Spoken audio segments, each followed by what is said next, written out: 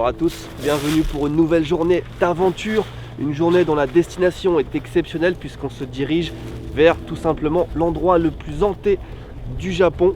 La route sera longue, les étapes seront nombreuses, mais je pense que la récompense sera à la clé.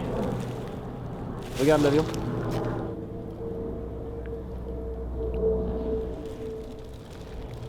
Ce que vous avez derrière moi, ça donne bien le ton de la journée. C'est une base de l'US Air Force abandonnée. On va pas rentrer dedans parce que c'est l'US Air Force quand même.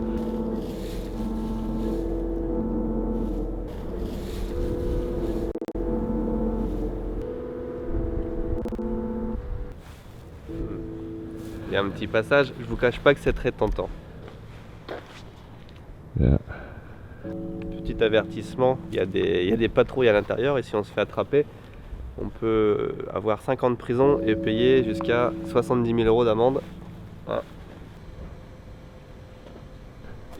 Yeah. C'est dingue, t'as un espèce de temple. Juste là, on voit les fils barbelés de la base américaine. Et t'as un temple juste à côté, tu vois, le contraste, le choc des cultures. This is a pet. Oh look, yes! This is a pet cemetery. I never seen that. Look. Yes, it's a pet cemetery. Alors là, c'est pas vraiment un temple. On hésitait entre un temple chelou et une secte. Il y a beaucoup de sectes au Japon. Et apparemment, c'est un temple ou une secte qui est dédiée aux animaux de compagnie. Il y a plein de tombes de chiens et de chats.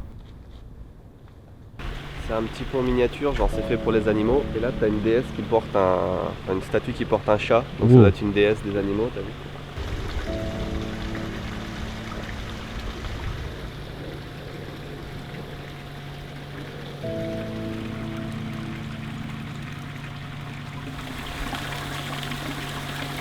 Donc un temple dédié aux animaux de compagnie. C'est plutôt sympa, ça me fait penser un petit peu à Cimetière de Stephen King. Et comment pouvez-vous trouver ça bien? Un cimetière pour animaux écrasés sur la route et édifié par des enfants malheureux? On continue notre tour de la base.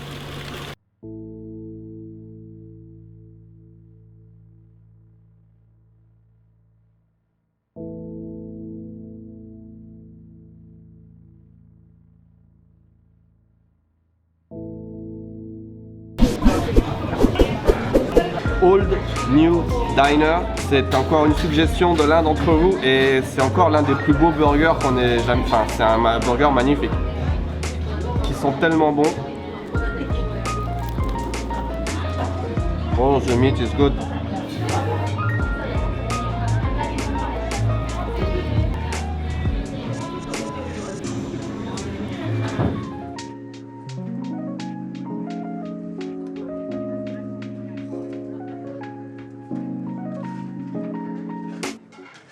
Yeah. Pas loin d'ici, on a vu qu'il y avait un parc qui est un peu spécial, donc on va juste faire un tour avant de reprendre la route pour notre destination finale.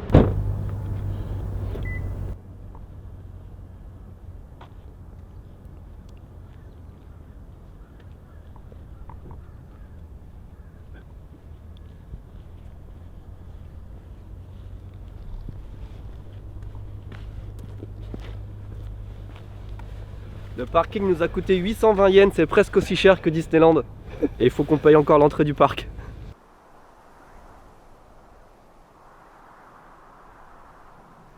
On est dans le parc Showa Kinnon Park. C'est le parc de l'anniversaire de la commémoration de Showa qui était un empereur japonais. C'est un parc qui apparemment est très connu pour être magnifiquement fleuri. Avec des fleurs de toutes les couleurs, de toutes les formes et le parc est immense. Donc on va voir ça maintenant.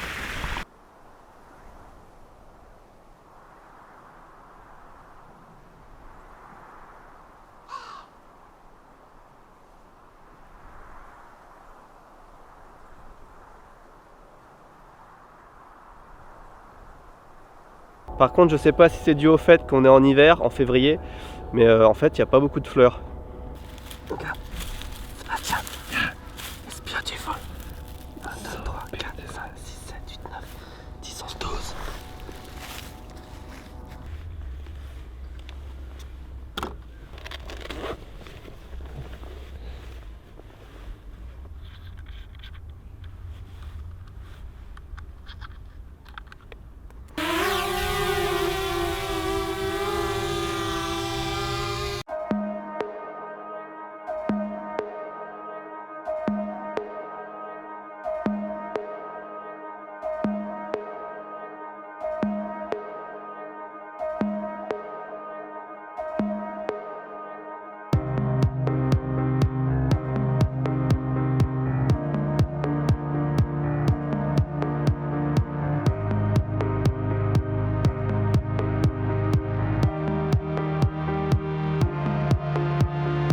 C'était très sympa ce petit parc. Finalement, on a passé presque 2 heures dedans, mais il faudra qu'on revienne quand il fait pas hiver, quand il fait printemps avec des fleurs. Et je suis totalement à contresens, Sébastien.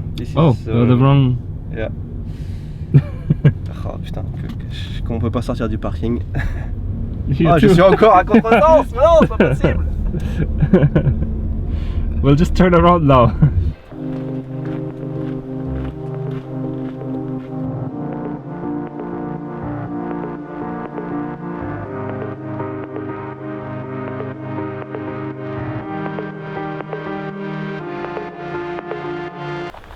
On arrive bientôt à l'endroit le plus hanté du Japon. Ça n'est pas ici.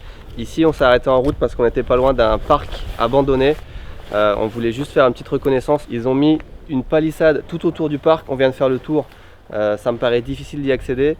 Et surtout, quand on regarde par les petites fentes qu'il y a dans le mur, eh ben, on se rend compte qu'il n'y a presque plus rien. Il reste peut-être le rail de roller coaster.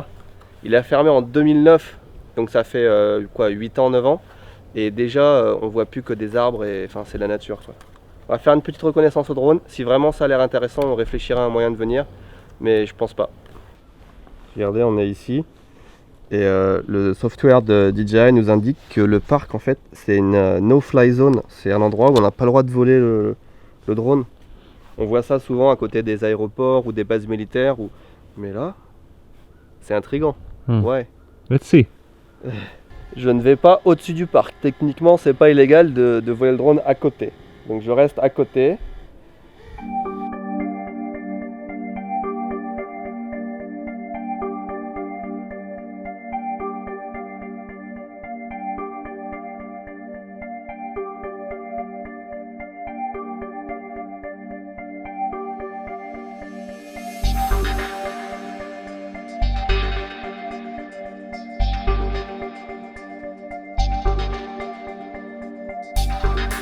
Nous sommes à exactement 6,2 km de l'endroit le plus hanté du Japon. Il est exactement 4h28. On va arriver là-bas avant le coucher du soleil, ce qui est parfait. La pression commence à monter. Hein, Sébastien?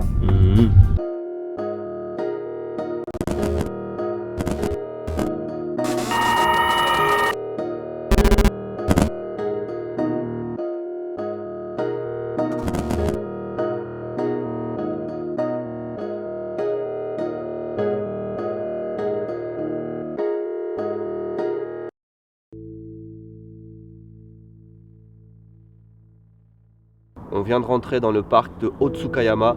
Ce parc abrite les ruines du temple d'Oryodo. C'est le temple qui est connu pour être le plus hanté du Japon. On vous raconte sa légende dans quelques instants. Mais pour l'instant, tant qu'il y a encore un petit peu de lumière, on passe en revue le matériel pour voir si on n'a rien oublié. On a d'abord la caméra avec le mode Night Vision qui va nous permettre d'enregistrer de nuit. Sébastien, bonjour. Bonjour. Pour aller avec ça, on a une lumière infrarouge pour voir plus loin la nuit.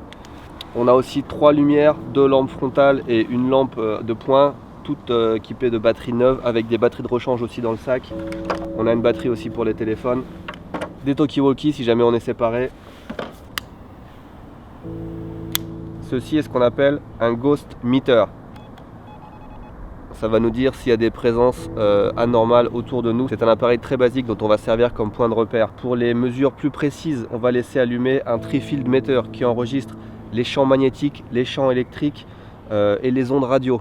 On a également un compteur Geiger, on va sûrement pas l'utiliser, mais c'est au cas où quelque chose se manifeste, on veut être capable de mesurer le plus de choses possible. Enfin, on a la bonne vieille boussole militaire, on va pas s'en servir pour trouver notre chemin, mais en cas d'interférence électromagnétique, c'est un bon point de repère, ça nous sert beaucoup. On a aussi des paires de gants et surtout des sacs de couchage, 2 sacs de couchage qui résistent à une température de moins 15 degrés. Avec ça, on peut passer toute la nuit dehors sans aucun souci.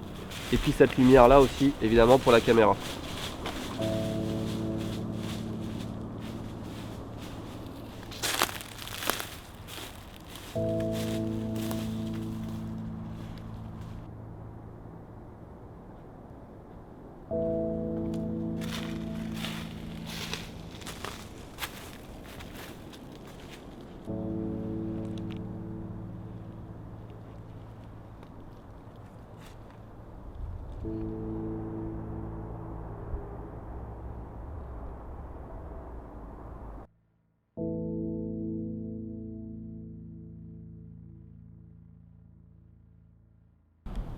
Nous sommes tout près des ruines du temple d'Oryodo. C'est un temple qui a été bâti en 1874 près de la ville de Hachioji. Autour de ce temple et de ce parc plus précisément, il y a toute une pléiade d'histoires morbides qui font que ce lieu est dit hanté. Le premier, le plus marquant, se passe en 1963. On est déjà presque un siècle après la construction du temple. Une dame âgée de 82 ans qui était chargée de maintenir le temple en ordre, certainement faire le ménage, récolter les dons, a été assassinée par un voleur qui est venu voler ce qu'il y avait dans le temple. Suite à ce meurtre, il a été dit qu'on entendait encore les cris de la femme dans le parc après sa mort. On se demande encore si elle criait parce qu'elle voulait supplier le voleur de ne pas la tuer ou parce qu'elle était pleine de remords de ne pas avoir réussi à empêcher le vol. 10 ans plus tard, en 1973, on est presque un siècle après la construction du temple, une autre histoire assez morbide a vu le jour ici. Un professeur d'université avait une relation avec une de ses élèves. Il avait 38 ans, elle en avait une vingtaine. Et lorsque cette dernière est tombée enceinte, elle a menacé le professeur de révéler à sa femme, car il était marié et avait 2 enfants, qu'elle était enceinte et qu'elle voulait vivre ensemble avec son amoureux. Celui-ci a très mal pris la chose et a assassiné la fille quand elle avait 24 ans. Elle a été enterrée dans ce parc et le professeur, même s'il a été rapidement soupçonné du meurtre, n'a révélé à personne l'endroit où le corps était caché. C'est en organisant une battue autour de cet endroit que des gens du village ont entendu des cris et c'est en suivant l'origine des cris qu'ils ont découvert le cadavre de la jeune fille qui avait été enterrée là depuis déjà plusieurs jours.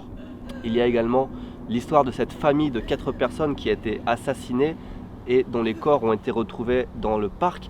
Et également, et là c'est là que c'est plus intriguant, l'histoire d'une fille qui a été assassinée, en tout cas elle était portée disparue et on n'a jamais retrouvé son corps, mais il paraît que si on marche dans le parc, parfois la nuit, on l'entend crier, ce qui suggère que son corps serait encore quelque part aux alentours.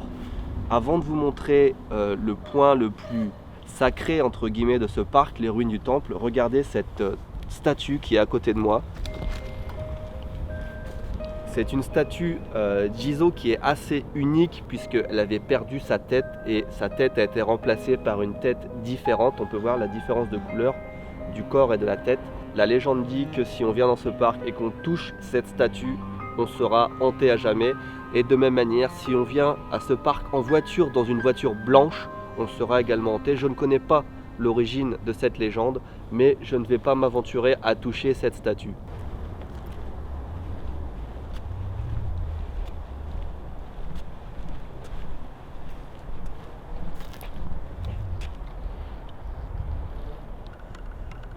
On est arrivé, c'est les ruines du temple d'Oryodo, l'endroit le plus hanté du Japon.